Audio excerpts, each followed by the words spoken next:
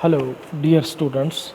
Today we are discussing about international law is not a law and its counterpart international law is a law. So first of all, we discuss about the international law is not a law.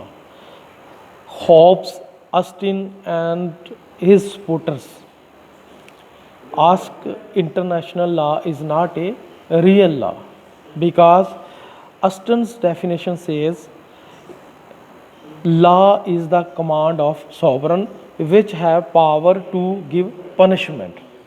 तो इस आधार ਦੇ ਉੱਤੇ ਜੇ ਅਸੀਂ international ਲਾ ਦੀ ਗੱਲ ਕਰੀਏ ਤੇ ਇੰਟਰਨੈਸ਼ਨਲ ਲਾ ਨੂੰ ਲਾ ਨਹੀਂ ਕਿਹਾ ਜਾ ਸਕਦਾ ਕਿਉਂਕਿ ਅੰਤਰਰਾਸ਼ਟਰੀ ਲਾ ਜਿਹੜਾ ਉਹਦੇ ਪਿੱਛੇ ਨਾ ਤੇ ਕਿਸੇ ਸੋਵਰਨ ਦੀ ਪਾਵਰ ਹੁੰਦੀ ਆ ਨਾ ਹੀ ਉਹਦੀ ਕਮਾਂਡ ਹੁੰਦੀ ਹੈ ਕਿਉਂਕਿ ਜਿਹੜਾ ਇੰਟਰਨੈਸ਼ਨਲ ਲਾ ਆ ਉਹ ਦੇਸ਼ਾਂ ਦੇ ਵਿੱਚ ਸੰਧੀਆਂ ਦੇ ਨਾਲ ਬਣਿਆ ਹੁੰਦਾ ਤੇ ਕੋਈ ਇਹੋ ਜਿਹੀ ਆਰਗੇਨਾਈਜੇਸ਼ਨ ਹੁੰਦੀ ਨਹੀਂ ਜਿਹੜੀ ਉਸ ਨੂੰ ਜਿਹੜਾ ਇੰਟਰਪ੍ਰੀਟ ਕਰੇ ਤੇ ਉਸ ਨੂੰ ਲਾਗੂ ਕਰ ਸਕੇ। ਤਾਂ ਇਸ ਕਰਕੇ ਜਿਹੜੇ ਅਸਟਨ ਤੇ ਹੋਬਸ ਦੇ ਸਮਰਥਕ ਲੋਕੀ ਨੇ ਜਾਂ ਅਸਟਨ ਤੇ ਹੋਬਸ ਦੇ ਜਿਹੜੇ ਸਮਰਥਕ ਫਿਲਾਸਫਰਸ ਨੇ ਉਹ ਇੰਟਰਨੈਸ਼ਨਲ ਲਾ ਨੂੰ ਲਾ ਜਿਹੜਾ ਨਹੀਂ ਮੰਨਦੇ, ਇਸ ਲਈ ਉਹ ਕਈ ਤਰ੍ਹਾਂ ਦੇ ਰੀਜ਼ਨ ਦਿੰਦੇ ਆ। ਤਾਂ ਫਸਟ ਰੀਜ਼ਨ ਸਾਡੇ ਕੋਲ ਹੈਗਾ international law is not a command of sovereign.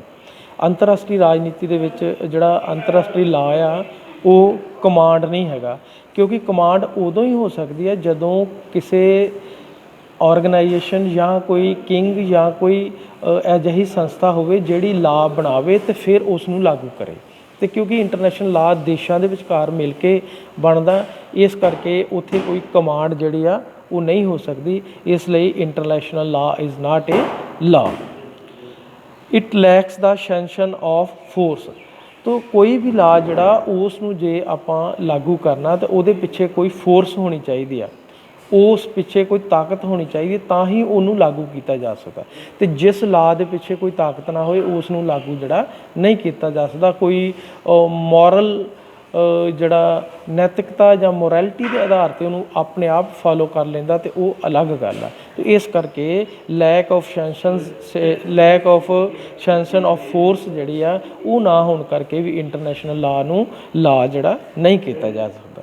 Next ਹੈਗਾ ਸਾਡੇ ਕੋਲ ਨੋ agency to make and interpret ਲਾ। ਇੰਟਰਨੈਸ਼ਨਲ ਲਾ ਨੂੰ ਨਾ ਤਾਂ ਕੋਈ ਇਹੋ ਜਿਹੀ ਏਜੰਸੀ ਐਟ ਪ੍ਰੈਜ਼ੈਂਟ ਸਾਡੇ ਕੋਲ ਇੰਟਰਨੈਸ਼ਨਲ ਰਿਲੇਸ਼ਨ ਦੇ ਵਿੱਚ ਆ ਜਿਹੜੀ ਇੰਟਰਪ੍ਰੇਟ ਕਰੇ ਅਤੇ ਜਾਂ ਉਸ ਨੂੰ ਬਣਾ ਸਕੇ। ਤਾਂ ਇਸ ਕਰਕੇ ਇੰਟਰਨੈਸ਼ਨਲ ਲਾ ਨੂੰ ਲਾ ਨਹੀਂ ਕਿਹਾ ਜਾ ਸਕਦਾ। ਬੇਸ਼ੱਕ ਐਟ ਪ੍ਰੈਜ਼ੈਂਟ ਸਾਡੇ ਕੋਲ ਇੰਟਰਨੈਸ਼ਨਲ ਕੋਰਟ ਆਫ ਜਸਟਿਸ ਹੈ, ਯੂਨਾਈਟਿਡ ਨੇਸ਼ਨ ਆਰਗੇਨਾਈਜੇਸ਼ਨ ਵੀ ਹੈਗੀ ਹੈ, ਪਰ ਉਹ ਇਸ ਲੈਵਲ 'ਤੇ ਪਾਵਰਫੁਲ ਨਹੀਂ ਹੈ ਕਿ ਉਹ ਉਸ ਨੂੰ ਦੇਸ਼ਾਂ ਦੇ ਉੱਪਰ ਜਿਹੜੇ ਆ ਲਾਗੂ ਕਰਵਾ ਸਕਣ।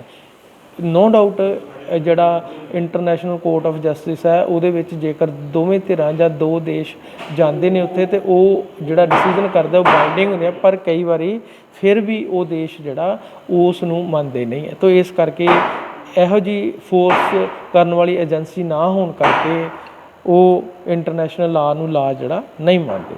ਨੋ court interpret any rule and international law. ਅਤੇ ਕਿਸੇ ਵੀ ਜਿਹੜੀ ਕੋਰਟ ਹੈ ਇੰਟਰਨੈਸ਼ਨਲ ਕੋਰਟ ਆਫ ਜਸਟਿਸ ਆ ਉਹ ਵੀ ਇਹਨੂੰ ਪ੍ਰੋਪਰਲੀ ਇੰਟਰਪ੍ਰੇਟ ਜਿਹੜੀ ਆ ਨਹੀਂ ਕਰਦੀ, ਜੇ ਕਰਦੀ ਵੀ ਹੈ ਤਾਂ ਦੇਸ਼ ਉਹਨੂੰ ਮੰਨਦੇ ਨਹੀਂ। ਇਸ ਤੋਂ ਇਲਾਵਾ ਕੋਈ ਇਹੋ ਜਿਹੀ ਏਜੰਸੀ ਜਿਹੜੀ ਆ ਸਾਡੇ ਕੋਲ ਨਹੀਂ ਹੈਗੀ। ਤਾਂ ਇਸ ਕਰਕੇ ਇਸ ਨੂੰ ਇੰਟਰਨੈਸ਼ਨਲ ਲਾ ਨੂੰ ਲਾ ਜਿਹੜਾ ਨਹੀਂ ਮੰਨਿਆ ਜਾ ਸਕਦਾ। ਇਸ ਤੋਂ ਇਲਾਵਾ ਇੰਟਰਨੈਸ਼ਨਲ ਲਾ ਆਰ ਵਾਇਲੇਟਡ ਬਾਈ ਦਾ ਸਟੇਟ। ਤਾਂ ਜਿਹੜੇ ਲਾ ਬਣਾਏ ਵੀ ਹੋਏ ਆ ਚਾਹੇ ਉਹ ਕਸਟਮ ਦੇ ਆਧਾਰ 'ਤੇ ਚਾਹੇ ਸੰਧੀਆਂ ਦੇ ਆਧਾਰ 'ਤੇ ਆ, ਕਈ ਵਾਰੀ ਸਟੇਟ ਉਸ ਨੂੰ ਜਿਹੜਾ ਫੋਲੋ ਜਿਹੜਾ ਨਹੀਂ ਕਰਦਾ। ਰੀਸੈਂਟਲੀ ਜਦੋਂ ਸਾਊਥ ਚਾਈਨਾ ਸੀ ਦੇ ਉੱਪਰ ਆਰਬਿਟਰੇਰੀ ਇੰਟਰਨੈਸ਼ਨਲ ਕੋਰਟ ਆਫ ਜਸਟਿਸ ਦਾ ਜਿਹੜਾ ਆਰਡਰ ਆਇਆ ਸੀ ਉਸ ਨੂੰ ਚਾਈਨਾ ਨੇ ਮੰਨਣ ਤੋਂ ਜਿਹੜਾ ਨਾ ਕਰ ਦਿੱਤਾ। ਤਾਂ ਇਸ ਤਰੀਕੇ ਦੇ ਨਾਲ ਸਮੇਂ ਸਮੇਂ 'ਤੇ ਨੇਸ਼ਨ ਸਟੇਟ ਜਿਹੜਾ ਇੰਟਰਨੈਸ਼ਨਲ ਲਾ ਜਿਹੜਾ ਉਸ ਨੂੰ ਮੰਨਦੇ ਨਹੀਂ, ਇਸ ਕਰਕੇ ਵੀ ਇੰਟਰਨੈਸ਼ਨਲ ਲਾ ਨੂੰ ਜਿਹੜਾ ਲਾ ਨਹੀਂ ਕਹਿ ਸਕਦਾ। ਤਾਂ ਇਹਦਾ ਦੂਸਰਾ ਪਾਰਟ ਹੈ ਇੰਟਰਨੈਸ਼ਨਲ ਲਾ ਇਜ਼ ਏ ਲਾ। ਬਹੁਤ ਸਾਰੇ ਜਿਹੜੇ ਸਾਡੇ ਕੋਲ ਫਿਲਾਸਫਰ ਨੇ, ਜਿਊਰਿਸਟ ਨੇ, ਉਹ ਇੰਟਰਨੈਸ਼ਨਲ ਲਾ ਨੂੰ ਲਾ ਜਿਹੜਾ ਉਹ ਮੰਨਦੇ, ਜਿਹਨਾਂ 'ਚ ਓਪਨਹੇਮ, ਹਾਲ, ਲਾਰੈਂਸ ਅਤੇ ਹੋਰ ਵੀ ਬਹੁਤ ਸਾਰੇ ਨੇ। ਉਹ ਕਹਿੰਦੇ ਕਿ ਮਾਡਰਨ ਲਾ ਜਿਹੜਾ historian reject the theory of Austin, ਜਿਹੜੀ ਅਸਟਨ ਦੀ ਕਮਾਂਡ ਵਾਲੀ ਥਿਊਰੀ ਹੈ ਉਸ ਨੂੰ ਮਾਡਰਨ ਜਿਹੜੇ ਹਿਸਟੋਰੀਅਨ ਨੇ ਉਹ ਰਿਜੈਕਟ ਕਰ ਚੁੱਕਿਆ। ਇਸੇ ਤਰੀਕੇ ਨਾਲ law not based on the customs, they are also based on the treaties between the states, ਇਸ ਕਰਕੇ ਵੀ ਉਹਨੂੰ ਲਾ ਮੰਨਦੇ ਆ। ਤੇ office of foreign affairs and organisation work on the basis of international law. ਤਾਂ ਦੇਸ਼ਾਂ ਦੇ ਜਿਹੜੇ ਆਫਿਸ ਨੇ ਜਾਂ ਫੋਰਨ ਅਫੇਅਰ ਆਫਿਸ ਨੇ, ਆਰਗੇਨਾਈਜੇਸ਼ਨਸ ਨੇ, ਉਹਨਾਂ ਦੇ ਰਿਪਰੈਜ਼ੈਂਟੇਟਿਵ ਨੇ, ਉਹ ਇੰਟਰਨੈਸ਼ਨਲ ਲਾ ਨੂੰ ਜਿਹੜਾ ਫੋਲੋ ਕਰਦੇ।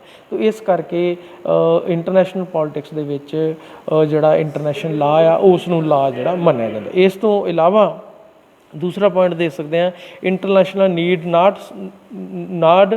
ਇੰਟਰਨੈਸ਼ਨਲ ਲਾ ਨੀਡਸ ਨਾਟ ਸੋਵਰਨ। ਤਾਂ ਅੰਤਰਰਾਸ਼ਟਰੀ ਰਿਲੇਸ਼ਨਸ ਦੇ ਵਿੱਚ ਜਿਹੜਾ ਲਾ ਆ ਉਸ ਨੂੰ ਕਿਸੇ ਸੋਵਰਨ ਦੀ ਜ਼ਰੂਰਤ ਨਹੀਂ, ਨੇਸ਼ਨ ਸਟੇਟ ਆਟੋਮੈਟਿਕਲੀ ਮੋਰਲੀ ਜਿਹੜਾ ਉਹਨੂੰ ਐਕਸੈਪਟ ਜਿਹੜਾ ਉਹ ਕਰ ਲੈਂਦੇ ਆ। ਤਾਂ ਇਸ ਕਰਕੇ ਵੀ ਇੰਟਰਨੈਸ਼ਨਲ ਲਾ ਨੂੰ ਜਿਹੜਾ ਲਾ ਮੰਨਿਆ ਜਾਂਦਾ। Law is not always command of sovereign. ਤਾਂ ਪਹਿਲੇ ਆਪਾਂ ਪੜ੍ਹਿਆ ਕਿ law is a command of sovereign, ਲੇਕਿਨ ਜਿਹੜੇ ਇੰਟਰਨੈਸ਼ਨਲ ਲਾ ਨੂੰ ਲਾ ਮੰਨਦੇ ਨੇ ਉਹ ਕਹਿੰਦੇ ਕਿ ਲਾ ਜਿਹੜਾ ਉਸ ਨੂੰ ਸੋਵਰਨ ਦੀ ਕਮਾਂਡ ਦੀ ਜ਼ਰੂਰਤ ਨਹੀਂ, ਉਹ ਮਿਊਚੁਅਲ ਬੈਨੀਫਿਟ ਲਈ ਵੀ ਫੋਲੋ ਕੀਤਾ ਜਾਂਦਾ, ਮੋਰੈਲਿਟੀ ਲਈ ਵੀ ਫੋਲੋ ਕੀਤਾ ਜਾਂਦਾ, ਅਤੇ ਫੀਅਰ ਆਫ ਪਨਿਸ਼ਮੈਂਟ ਦੇ ਆਧਾਰ 'ਤੇ ਵੀ ਜਿਹੜਾ ਫੋਲੋ ਕੀਤਾ ਜਾਂਦਾ। ਤਾਂ ਇਸ ਦੇ ਲਈ ਜਿਹੜਾ ਇੰਟਰਨੈਸ਼ਨਲ ਲਾ ਉਸ ਨੂੰ ਲਾ ਜਿਹੜਾ ਮੰਨਿਆ ਜਾਂਦਾ। Force is not only sanction behind the law. ਤਾਂ ਸਿਰਫ ਜਿਹੜੀ ਤਾਕਤ ਜਾਂ ਪਿੱਛੇ ਜਿਹੜੀ ਫੋਰਸ ਆ ਉਹਦੇ ਕਰਕੇ ਹੀ ਲਾ ਨੂੰ ਨਹੀਂ ਲਾ ਮੰਨਿਆ ਜਾਂਦਾ, ਬਿਕਾਜ਼ ਜਿਹੜਾ ਅੱਜ ਦਾ ਸਿਸਟਮ ਹੈ ਇੰਟਰਨੈਸ਼ਨਲ ਲਾ ਉਹ ਸਿਵਲਾਈਜ਼ਡ ਲੋਕਾਂ ਦਾ ਸਿਸਟਮ ਆ, ਅਤੇ ਸਿਵਲਾਈਜ਼ ਸਟੇਟ ਜਾਂ ਉਹਨਾਂ ਦੀ ਲੀਡਰਸ਼ਿਪ ਜਿਹੜੀ ਹੈ ਇੰਟਰਨੈਸ਼ਨਲ ਲਾ ਨੂੰ ਜਿਹੜਾ ਫੋਲੋ ਜਿਹੜੀ ਆ ਕਰਦੇ ਆ। Increasing use of international. ਤਾਂ ਅੱਜ ਮਾਡਰਨ ਸਮੇਂ ਦੇ ਵਿੱਚ ਇੰਟਰਨੈਸ਼ਨਲ ਲਾ ਨੂੰ ਜਿਹੜਾ ਹਰ ਥਾਂ 'ਤੇ ਯੂਜ਼ ਜਿਹੜਾ ਉਹ ਕੀਤਾ ਜਾਂਦਾ। ਜਿਹੜਾ ਇਸ ਨੂੰ ਬਣਾਉਣ ਲਈ ਯੂਨਾਈਟਡ ਨੇਸ਼ਨ ਜਨਰਲ ਅਸੈਂਬਲੀ ਵੀ ਕੰਮ ਕਰਦੀ ਆ, ਉਹ ਕਾਨਫਰੰਸਿਸ ਅਤੇ ਟਰੀਟੀਜ਼ ਦੇ ਦੁਆਰਾ ਵੀ ਬਣਾਇਆ ਜਾਂਦਾ। ਇੰਟਰਨੈਸ਼ਨਲ ਏਜੰਸੀ ਵੀ ਜਿਹੜੀਆਂ ਨੇ ਉਹ ਵੀ ਇਹਨੂੰ ਬਣਾਉਂਦੀਆਂ ਨੇ, ਅਤੇ ਅੱਜ ਕੱਲ੍ਹ ਇਹਨੂੰ ਕੋਡੀਫਾਈ ਕੀਤਾ ਜਾਂਦਾ, ਭਾਵ ਇਸ ਨੂੰ ਪ੍ਰੋਪਰਲੀ ਐਲੈਬੋਰੇਟ ਕੀਤਾ ਜਾਂਦਾ ਤਾਂ ਕਿ ਹਰੇਕ ਦੇਸ਼ ਜਿਹੜਾ ਇਸ ਨੂੰ ਫੋਲੋ ਕਰ ਸਕੇ। ਇਹਦੇ ਵਿੱਚ ਕੋਈ ਜਿਹੜੀ ਆ ਉਹ ਇਹੋ ਜਿਹੀ ਅਵਸਥਾ ਨਾ ਰਹਿ ਜਾਏ ਜਿਹੜੀ ਕਲੀਅਰ ਜਿਹੜੀ ਆ ਉਹ ਨਾ ਹੈ। UNO as ਇਨਫੋਰਸਿੰਗ agency. ਤਾਂ ਪ੍ਰੈਜ਼ੈਂਟ ਸਿਚੁਏਸ਼ਨ ਦੇ ਵਿੱਚ ਇੰਟਰਨੈਸ਼ਨਲ ਰਿਲੇਸ਼ਨ ਦੇ ਵਿੱਚ ਯੂਨਾਈਟਡ ਨੇਸ਼ਨ ਆਰਗੇਨਾਈਜੇਸ਼ਨ ਜਿਹੜਾ ਉਹ ਇੱਕ ਇਨਫੋਰਸਿੰਗ ਏਜੰਸੀ ਹੈ ਜਿਹੜੀ ਇੰਟਰਨੈਸ਼ਨਲ ਲਾ ਨੂੰ ਜਿਹੜਾ ਉਹ ਨੇਸ਼ਨ ਸਟੇਟ ਦੇ ਉੱਪਰ ਲਾਗੂ ਕਰਦੀ ਹੈ, ਅਤੇ ਆਮ ਕਰਕੇ ਸਾਰੇ ਹੀ ਦੇਸ਼ ਜਿਹੜੇ ਆ ਇਸ ਨੂੰ ਫੋਲੋ ਕਰਦੇ ਆ। ਤਾਂ international court of justice interpret the international law. ਤਾਂ ਇੰਟਰਨੈਸ਼ਨਲ ਕੋਰਟ ਆਫ ਜਸਟਿਸ ਹੈ ਜਿਹੜੀ ਉਹ ਇੰਟਰਨੈਸ਼ਨਲ ਲਾ ਨੂੰ ਜਿਹੜਾ ਇੰਟਰਪ੍ਰੇਟ ਜਿਹੜਾ ਉਹ ਕਰਦੀ ਹੈ। ਤਾਂ ਇਸ ਕਰਕੇ ਇਸ ਇੰਟਰਨੈਸ਼ਨਲ ਲਾ ਨੂੰ ਲਾ ਜਿਹੜਾ ਉਹ ਮੰਨਿਆ ਜਾਂਦਾ। ਸੋ ਇਸ ਆਧਾਰ ਦੇ ਉੱਤੇ ਦੋ ਵਿਚਾਰਧਾਰਾਵਾਂ ਨੇ ਸਾਡੇ ਕੋਲ, ਇੱਕ ਕਹਿੰਦੀ ਹੈ ਨਹੀਂ ਹੈ ਇੰਟਰਨੈਸ਼ਨਲ ਲਾ ਇਜ਼ ਨਾਟ ਏ ਲਾ, and second is a international law is ਏ ਲਾ। ਤਾਂ ਇਹ ਇੰਪੋਰਟੈਂਟ ਕੁਐਸਚਨ ਆ, ਇਸ ਨੂੰ ਤੁਸੀਂ ਧਿਆਨ 'ਚ ਰੱਖਣਾ, ਡਿਟੇਲਡ ਕਿਤਾਬ ਤੋਂ ਤੁਸੀਂ ਇਹਨੂੰ ਦੇਖਣਾ, ਅਤੇ ਜੇ ਕੋਈ ਪ੍ਰੋਬਲਮ ਆਉਂਦੀ ਹੈ ਤਾਂ ਤੁਸੀਂ ਮੈਨੂੰ ਫੋਨ ਜਾਂ ਮੈਸੇਜ ਜਿਹੜਾ ਉਹ ਕਰ ਸਕਦੇ ਹੋ। ਤਾਂ ਇਸ ਤਰੀਕੇ ਨਾਲ ਅੱਜ ਇਹ ਟੌਪਿਕ ਆਪਾਂ ਖ਼ਤਮ ਕਰਨੇ। ਕੱਲ੍ਹ ਆਪਾਂ ਇਹਦੇ ਨਾਲ ਟੌਪਿਕ ਜਿਹੜਾ ਉਹ ਸੋਰਸਿਸ ਆਫ ਇੰਟਰਨੈਸ਼ਨਲ ਲਾ ਜਿਹੜਾ ਉਸ ਨੂੰ ਕਰਾਂਗੇ। ਇੱਕ ਛੋਟਾ ਸਵਾਲ ਬਣਦਾ ਹੈਗਾ, what is the difference between international public law and international private states law. ਇਹ ਤੁਸੀਂ ਕਿਤਾਬ ਤੋਂ ਤੁਸੀਂ ਆਪ ਹੀ ਜਿਹੜਾ ਦੇਖ ਲੈਣਾ। Thank you.